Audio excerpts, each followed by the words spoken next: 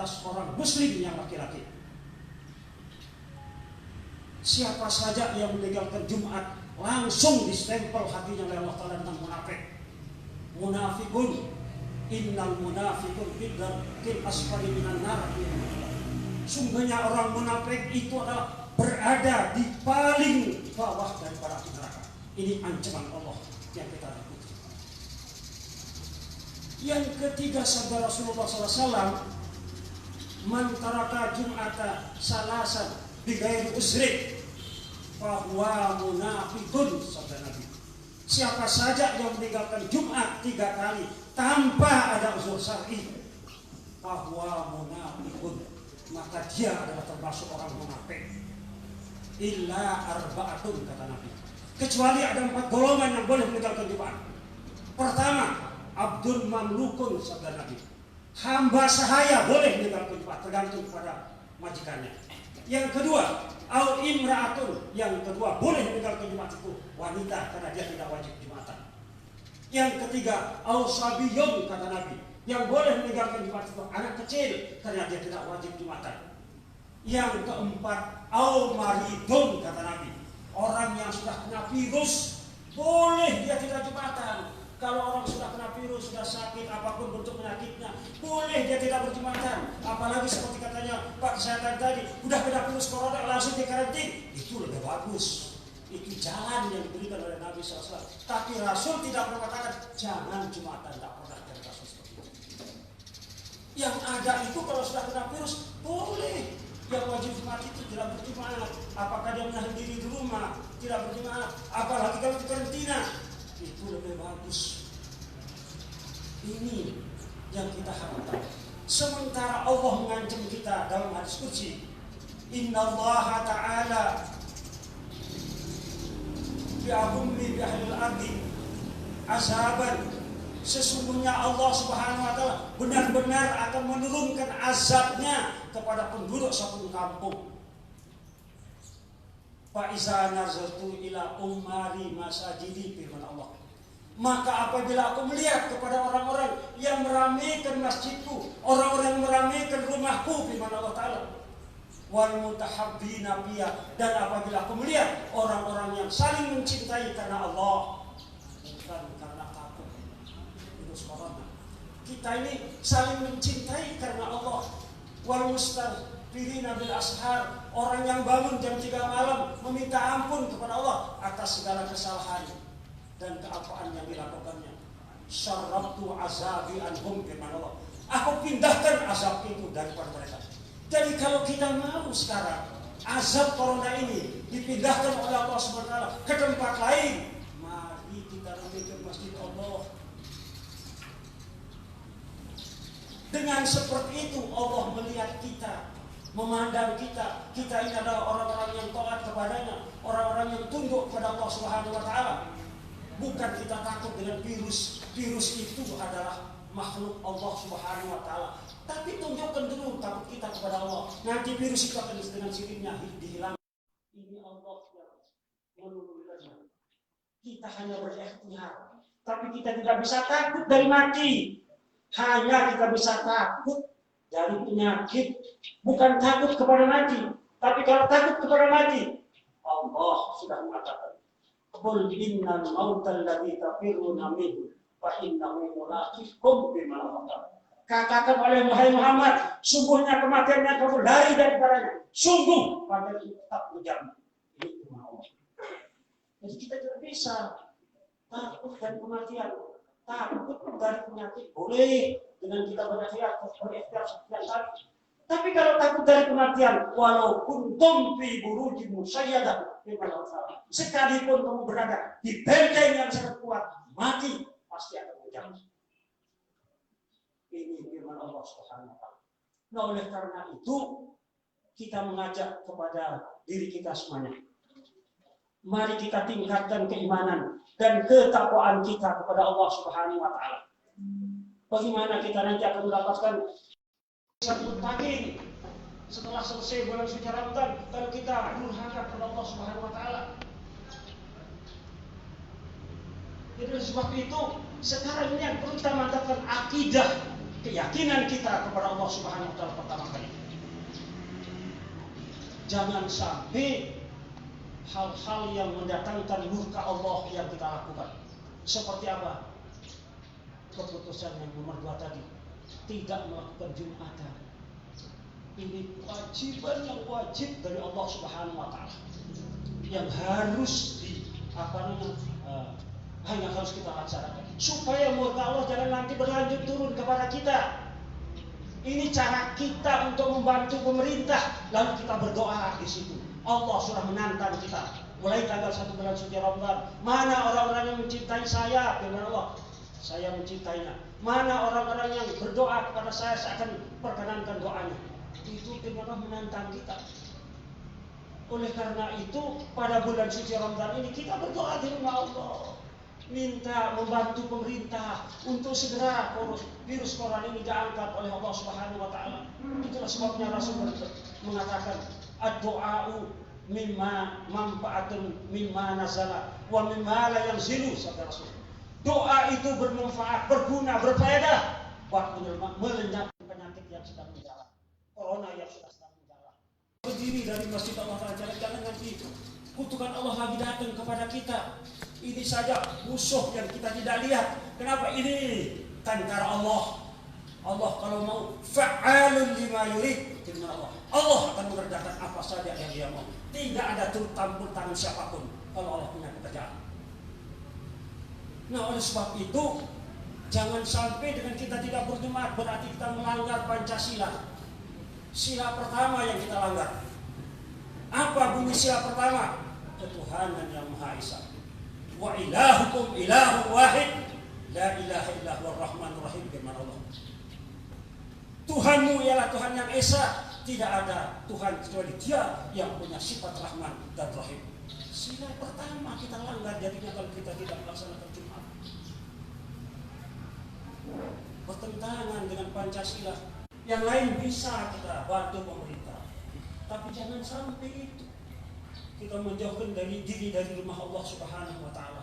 Kalau mau dibantu oleh Allah Subhanahu wa taala, jadi Allah sudah berjanji, ud'uni astajib lakum. Mintalah kamu kepadaku, aku akan perkenankan permintaanmu, firman Allah Subhanahu wa taala. Jadi kita khawatir jangan nanti PKI hidup kembali lagi kalau sudah kita agama ini kita tidak laksanakan. Ya, Tuhan, kurang bisa dipersilakan. Ya, terima kasih Bapak. Ini sangat penting yang kita mau sampaikan kepada bapak-bapak kita ini, supaya jangan sampai Jumatan kita dilarang. Jadi, kalau saya mau sampaikan memang sangat panjang lebar, apalagi dikaitannya dengan salaman dan sebagainya. Kita punya dalil yang kuat dari Allah Subhanahu wa taala. Jadi, oleh sebab itu, mari kita laksanakan perintah yang Maha Kuasa ini. Setelah itu, maka kita laksanakan apa yang diajarkan oleh pemerintah. Barangkali demikian. Assalamualaikum warahmatullahi wabarakatuh.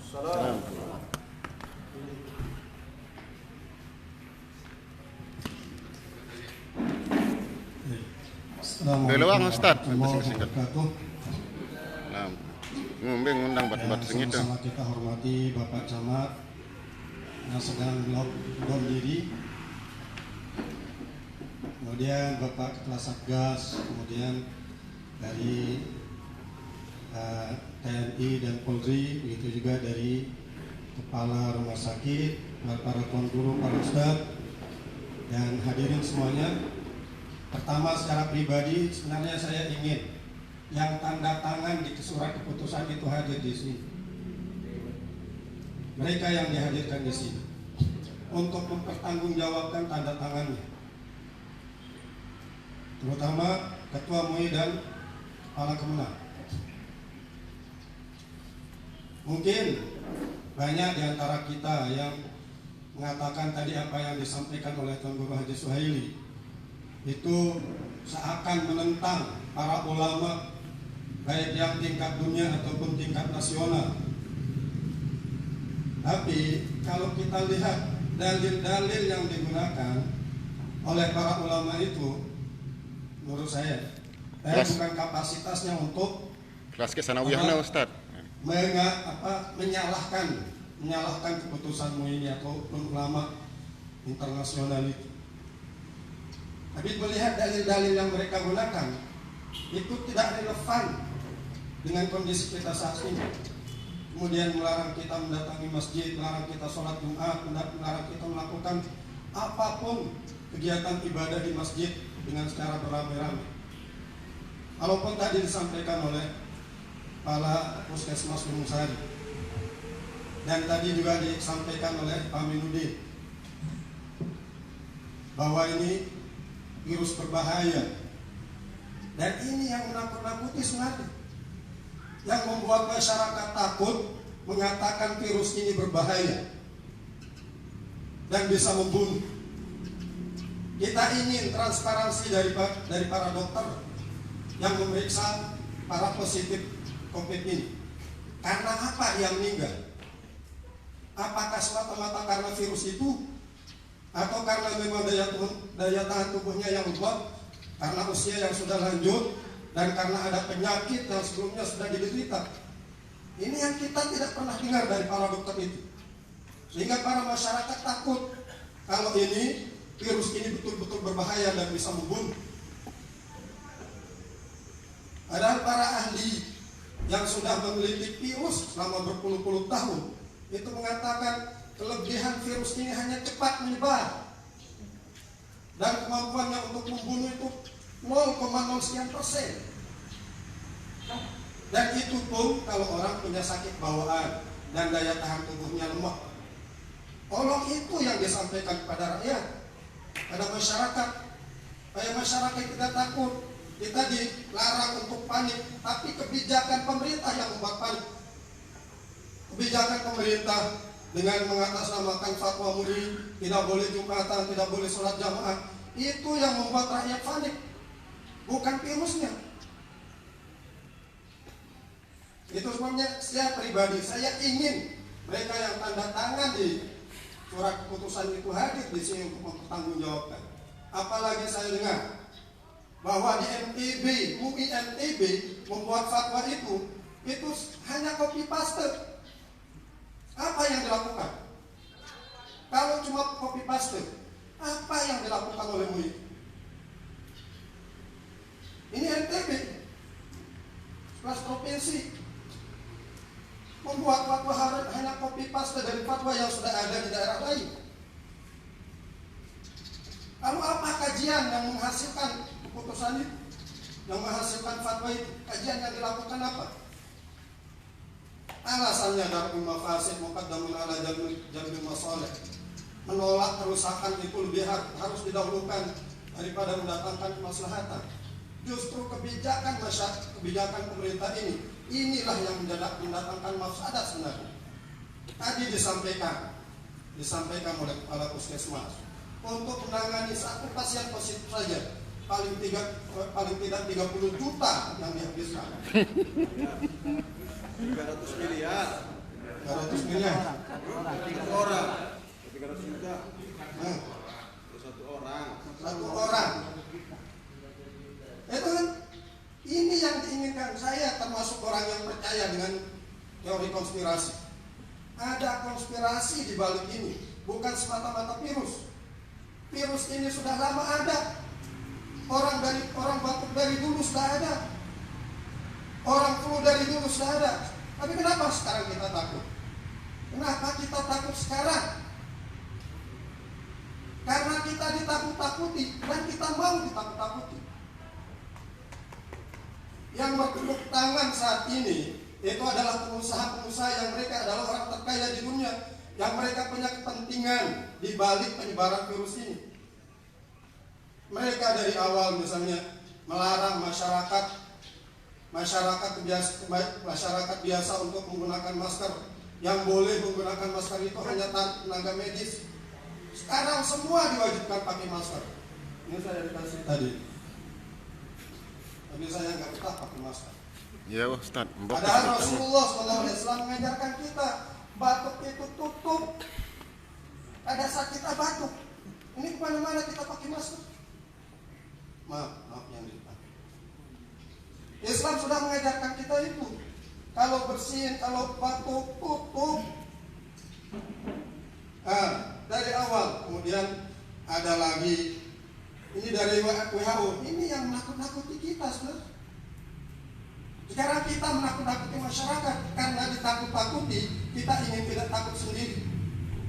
Kita tidak ingin takut sendiri, kemudian masyarakat dengan dari ini virus berbahaya, kemudian kita takut-takuti masyarakat. Jadi kita ingin kalau kita mau virus ini selesai, hilangkan rasa takut itu. Dan jangan lagi menakut-nakuti rakyat. Hindari kebijakan-kebijakan yang bisa membuat rakyat panik. Ini secara ekonomi kita sudah rugi. Dan ini yang diinginkan. Kehancuran semua negara, itu yang dihancurkan, yang diinginkan. Kehancuran secara ekonomi. Lihat betapa banyak pengangguran karena banyak kerja yang di PHK. Ini yang kita inginkan. Kemudian pemerintah mengambil kebijakan para narapidana demi untuk memutus penyebaran COVID-19 ini dibebaskan. Padahal mereka di penjara itu sudah di lockdown itu, tapi dibebaskan. Sekarang ada ancaman. Ada ancaman untuk orang-orang yang tetap jumatan, dibilang pagak, dibilang menentang pemerintah. Itu nanti yang diproses hukum kemudian dipenjara. Sebelum bapak-bapak menyasar para tuan guru, para ustadz yang tetap memberikan rasa tenang kepada rakyatnya, kepada masyarakatnya, kepada jamaahnya. Sebelum bapak-bapaknya menyasar mereka, silahkan kembalikan narapidana yang sudah bapak-bapak keluarkan itu ke penjara. Ini kebijakan semacam apa? Dipastikan Itu saja. Ini sudah terwakili apa yang saya sampaikan.